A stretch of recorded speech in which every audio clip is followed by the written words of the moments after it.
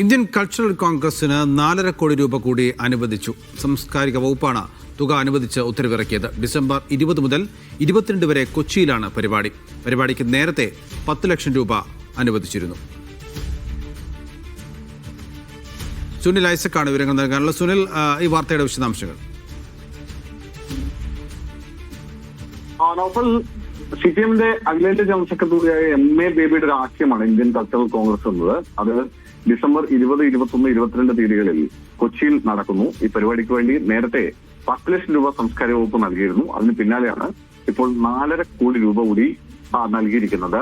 December 12-നാണ് ഇത് സംബന്ധിച്ച് സാംസ്കാരിക വകുപ്പിന്റെ തുക അനുവദിച്ചുള്ള ഉത്തരവ് പുറത്തിറങ്ങിയിരിക്കുന്നത്. ഇപ്പോ ഈ ഏതാണ്ട് 10 കോടി രൂപയോളമാണ് ഇതിന് ചെലവ് പ്രതീക്ഷിക്കുന്നത്. തിരുവനന്തപുരത്ത് നടത്തിയ ലാൽസലാം പരിപാടിക്ക് മാത്രം 2.84 കോടി രൂപ ചിലവായി എന്നാണ് സാംസ്കാരിക വകുപ്പ് നൽകുന്ന കണക്ക്. അങ്ങനെയാണെങ്കിൽ ഒരുപക്ഷെ ഈ 3 ദിവസമായി നടക്കുന്ന പരിപാടിയിൽ ചിലവ് 10 കോടി കടന്നേക്കുമെന്നാണ് പ്രതീക്ഷിക്കുന്നത്.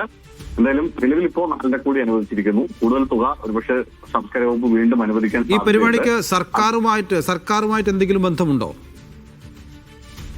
നേരത്തെ ഈ VS സർക്കാരിന്റെ കാലത്ത് സംഘടിപ്പിച്ച മാനവീയ പരിപാടി, ആ പരിപാടിക്ക് സമാനമായ തരത്തിലുള്ള പരിപാടി തന്നെയാണ് ഈ ഇന്ത്യൻ കൾച്ചറൽ കോൺഗ്രസ്. സാംസ്കാരിക വകുപ്പ് നേരിട്ടാണ് ഈ പരിപാടി നടത്തുന്നത്. അതിന്റെ ചെലവ് അതുകൊണ്ട് തന്നെയാണ് സാംസ്കാരിക വകുപ്പ് വഹിക്കുന്നത്. ഞാൻ മുമ്പ് പറഞ്ഞ പോലെ ഇപ്പോൾ 4.5 കോടി രൂപ അനുവദിച്ചു. നേരത്തെ 10 ലക്ഷവും അനുവദിച്ചിരുന്നു. അപ്പോൾ ആകെ ഇപ്പോൾ 4.60 കോടി രൂപയാണ് ഇതിനുവേണ്ടി അനുവദിച്ചിരിക്കുന്നത്. ഇത് വലിയ ദൂർത്താണെന്ന ആരോപണമൊക്കെ പ്രതിപക്ഷം ഇതിനോടകം തന്നെ ഉന്നയിച്ചിട്ടുണ്ട്. കാരണം വലിയ സാമ്പത്തിക പ്രതിസന്ധിയുടെ സമയമാണിപ്പോ.